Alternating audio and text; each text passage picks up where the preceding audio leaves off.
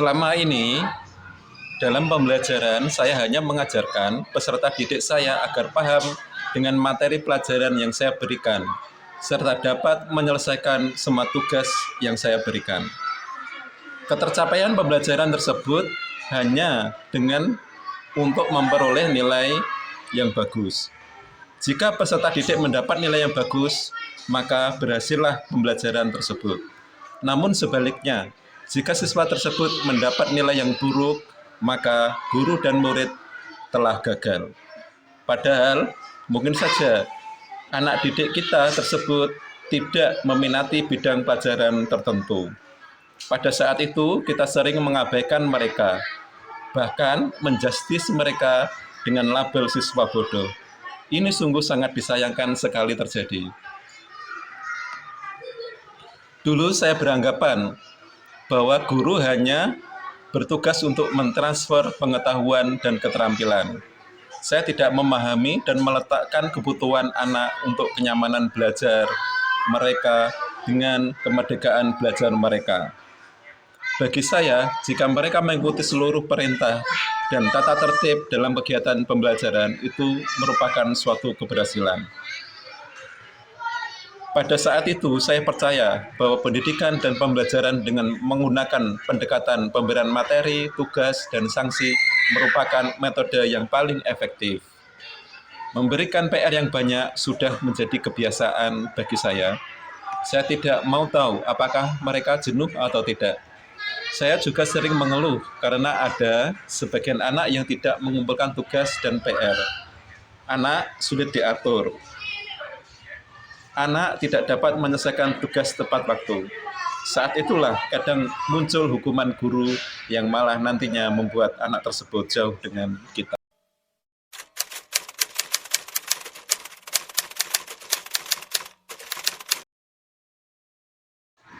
Setelah saya mempelajari modul 1.1 tentang filosofi dan pemikiran pendidikan menurut Ki Hajar Dewantara, saya berpikir bahwa selama ini dalam pembelajaran saya kurang tepat dalam mendidik anak-anak saya. Pendekatan pendidikan dan pengajaran dalam bentuk sebatas pemberian materi, tugas, dan memberikan sanksi akan menimbulkan kejenuhan bagi anak-anak. Ketidaknyamanan tersebut membuat siswa memiliki jiwa yang keras, bandel, acuh, berpikir sempit, tidak peduli, dan masih banyak lagi sisi negatifnya. Dan saat inilah waktu untuk berubah. Pertama, yang saya lakukan adalah berusaha menjadi contoh atau teladan yang baik bagi anak didik. Seorang anak adalah peniru yang baik. Mereka mengawati perilaku kita dan menirunya, bahkan sampai kepada cara kita berbicara, cara kita berpakaian. Ingat, mereka akan lebih mempercayai kita daripada orang tuanya di rumah. Mereka akan lebih setuju dengan apa yang kita katakan daripada apa yang dikatakan oleh orang tua mereka. Oleh sebab itu, saya harus memiliki karakter yang baik dan positif agar dapat menjadi teladan bagi peserta didik saya. Kedua, saya menyadari bahwa setiap anak itu adalah unik dengan segala kelebihan dan kekurangannya. Kekuatan kodrat yang ada pada anak-anak itu tiada lain ialah segala kekuatan yang ada dalam hidup batin dan hidup lahir anak tersebut. Kita kaum pendidik hanya dapat menuntun tumbuh atau hidupnya kekuatan-kekuatan itu. Dengan kenyataan tersebut, saya akan menerapkan konsep menuntun, mengarahkan, dan membimbing mereka sesuai kodrat mereka. Tidak menjadikan nilai pelajaran sebagai salah satu dasar pedoman berprestasi, melainkan membangun segala potensi yang mereka miliki, membangun bakat dan minat mereka dengan nilai-nilai luhur budaya kita.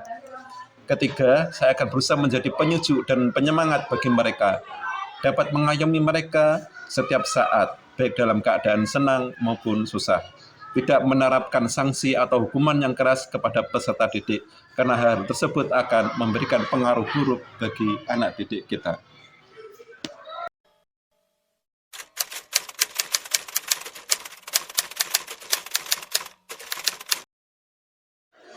Yang segera saya lakukan agar kelas saya mencerminkan pemikiran Ki Hajar Dewantara adalah 1. Menjadi teladan dan pemberi semangat bagi peserta didik. 2. Melakukan pembiasaan dan penguatan berperilaku yang baik di dalam kelas. 3. Membuat kelas yang gembira dan menyenangkan. 4. Merancang pembelajaran yang sesuai dengan kebutuhan peserta didik kita. Dan yang terakhir, menerapkan pembelajaran sesuai bakat dan minat anak. Terima kasih, semoga langkah-langkah baik dalam video ini dapat bermanfaat untuk kita semua, Ibu dan Bapak Guru Pendidik. Salam.